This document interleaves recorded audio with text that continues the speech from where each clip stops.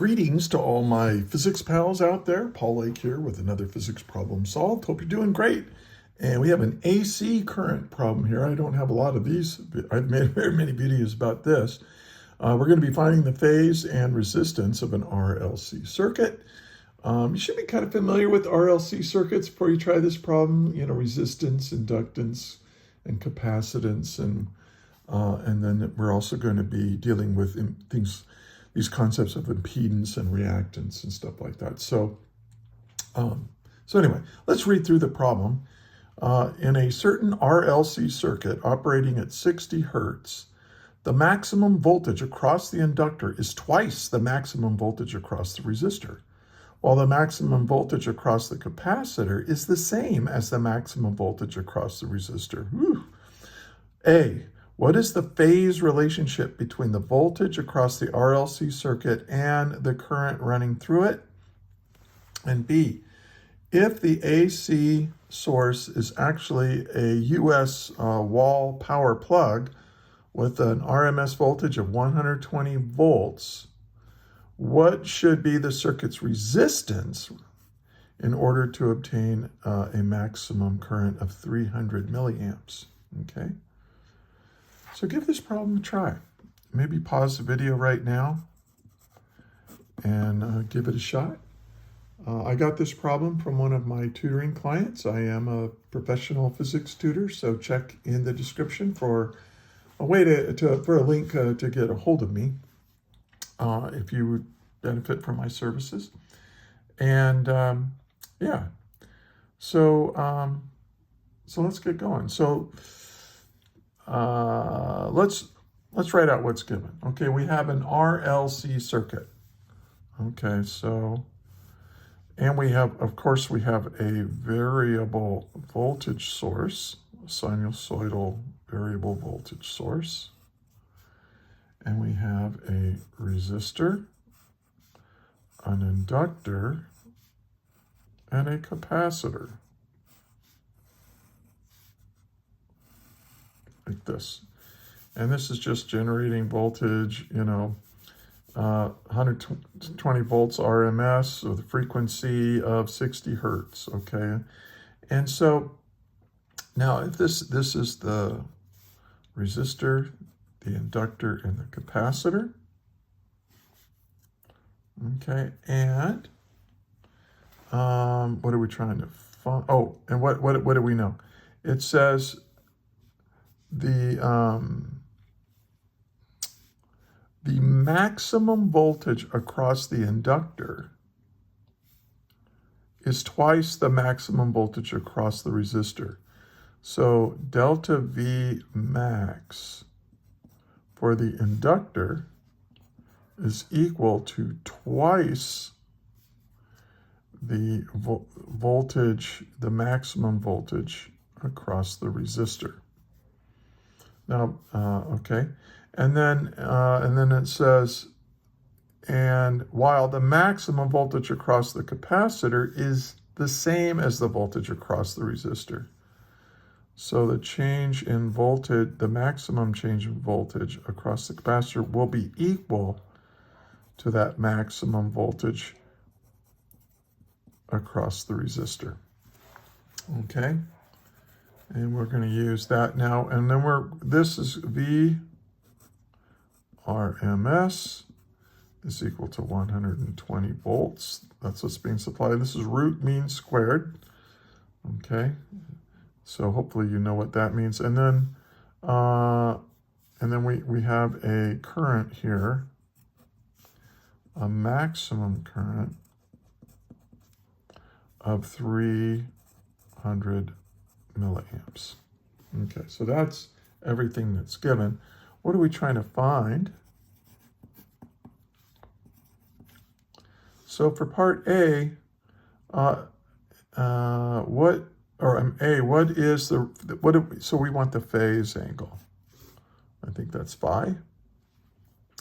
Greek letter phi. I think it's phi. I think it's pronounced phi. I don't think it's phi. I think it's phi. Anyway, part B. If the AC source, what should the circuit's resist? So we want to find R. What is the value of R? Okay. So give it a try. Give it a try. Now, if you're stuck, I made this for you, and I'll show it to you at the end of the video as well. But here's a little equation list and quantity chart I prepared for this. So here are all the equations that we may or may not use.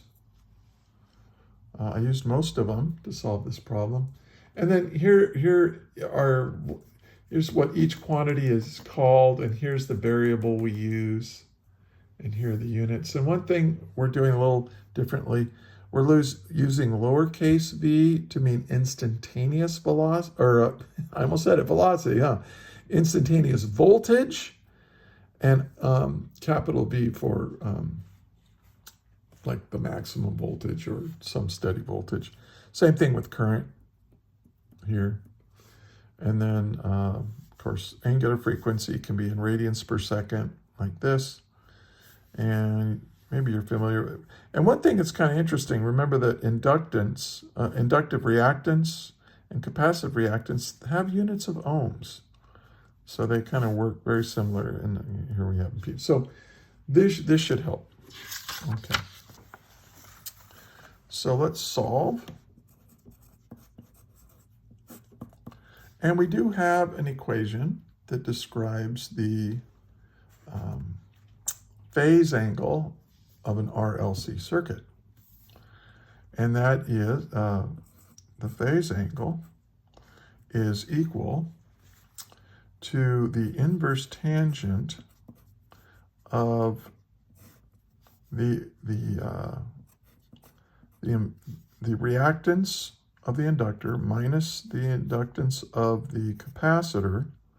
And it is possible to get a negative answer. If you get a negative answer, it's more capacitive than it is inductive, which has consequences for your, it's going to be negative. And this is divided by the actual resistance. So this tells me what to do. I need to get expressions for these guys where I can actually compute this angle. Okay, so now to do that, let's use these voltage relationships. Okay, and one thing we know is that the change in voltage across the maximum change in voltage across the resistor is equal to the maximum current times the resistance. The maximum voltage across the inductor is equal to I, the maximum current, times the reactance of the inductor. And then the change in voltage for the capacitor, the maximum change, is equal to the maximum current times the reactance of that capacitor. Okay. But we know we have a relationship between these, right? And that is that delta, the voltage across the resistance is equal to twice the change in voltage across the, I'm sorry, no. I meant to say this, the inductor, I'm going to kind of drop the max just to make it a little bit easier, is twice the maximum voltage across the resistor. Okay, and well, so, but they all have the same, so what I can do now here is I can substitute for this. So I'm going to say, hey, the maximum change in voltage across the inductor is the maximum current times the reactance of the inductor, and that's going to be equal to 2 times the maximum current times the resistor. See, do you see that? I just did a substitution here. Okay, oh, well, the current goes away, and I get an expression for the reactance of the inductor is equal to twice the resistance. And then I can go over here. I can say that delta V max, well, I was just going to drop the max, so let me make some space here. C is equal to the change in voltage maximum of the resistor. They're just equal. And so what does that mean? Well, this is I max times the reactance of the capacitor is equal to I max times the resistance. Oh, okay, so here X sub C is just equal to R. Okay, well now I've got these two guys in terms of R. And this allows me to solve the problem. And this is all for part A here. So I can get that. And so, well, it is X sub L. Oh, X sub L is 2R. And then X sub C is just R divided by R. And I think you can see 2R minus R is just R over R is 1. So if what is the inverse tangent of 1? Well, it's 45 degrees, right? You can plug in your calculator if you want, which is also pi over 4. And let's just leave everything in radians. Remember, 90 degrees is pi over 2, so 45 degrees is pi over 4 radians. And if you want to put 45 degrees there, that would be fine as well. Okay. So now we need to find the resistance. So let's do part B. Well, what do we know? I know it's basically Ohm's law for RLC circuits. And Ohm's law for that is Vrms. You can use RMS or maximum, doesn't matter. IR, as long as you stay, times Z. This is called impedance. And it has units of ohms. And it's just, how hard is it to make current flow through these things? You've got an inductor that's trying to make magnetic fields, and you've got capacitors creating electric field storing energy, and they're kind of fighting each other. And then you have resistance, which is, so anyway, they all kind of work together. And this is R squared plus, and then we have XL minus XC squared. But we already developed, right? We already expressed the reactance of the inductor and the reactance of the capacitor in terms of my resistor down here. So this is going to be R plus, or R squared, plus, and then what is this? Well, X sub L is 2R minus R squared. So 2R minus R is R, this is R squared, so we have R squared plus R squared. So Z is equal to the square root of 2 times the resistance.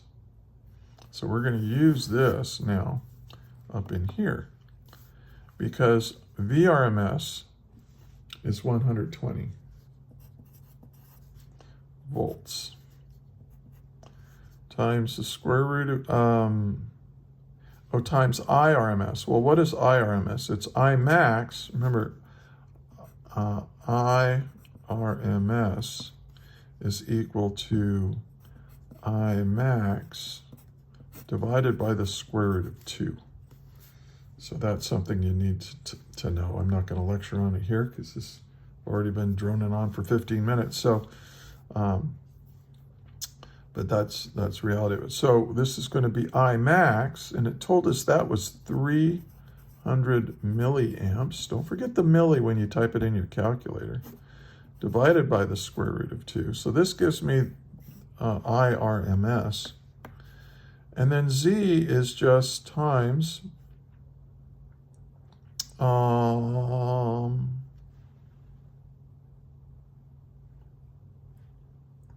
the square root of 2 times R.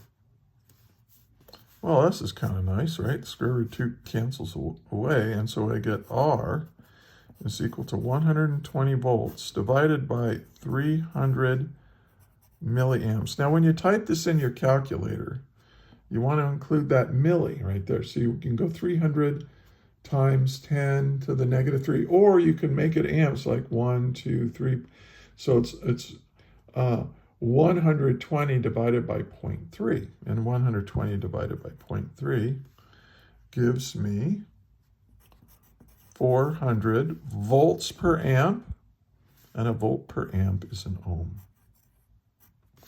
So my answer is 400 ohms. Okay. Hey, if you found this helpful, please like, share, and subscribe. And especially share it with your teacher. I have a lot of resources you can check in the description. I have a lot of resources for students and for teachers, and I'm always honored when teachers use my materials, and there are several who do. So that's cool. And just, you know, we laid out this. We were given relationships between the voltages of these, and this let me use a little bit of algebra to figure out what that phase angle was. And by the way, this means the current is actually leading the voltage by 45 degrees. It's on your phase diagram. Didn't ask to do that, so I'm not going to do it here. And then we needed to figure out what the impedance was in terms of the resistance. And that allowed us to solve for the resistance. So it's a cool little problem. And here's that quantity chart and equation list. Really want to recommend you do this for every unit that you study in physics. Write down all the equations, write down the names of the quantities over here, write down what variable matches which quantity, because that's so easy to mix up, isn't it? And then what units do we usually use? And sometimes I put comments over here for each quantity if I want to make a special note on it. Great way to study, and doesn't take that much time to make these, you know, at the end of a unit. So anyway, hey, if you made it all the way to the end of the video, thank you so much for watching. And until the next one, may the net force be with you always. That is all.